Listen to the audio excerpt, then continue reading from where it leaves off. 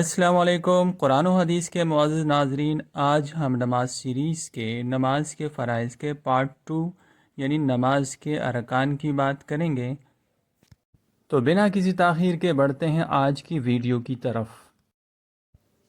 نماز کے اندر 6 فرائض ہیں۔ نمبر 1 تکبیر تحریمہ یعنی اللہ اکبر سے نماز شروع کرنا۔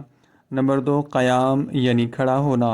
نمبر 3 قرأت یعنی فرض نماز کی پہلی 2 رکعات میں اور سنت و نوافل اور وتر کی ہر رکعت میں قرآن مجید کی کوئی بڑی آیت یا 3 چھوٹی آیتیں پڑھنا۔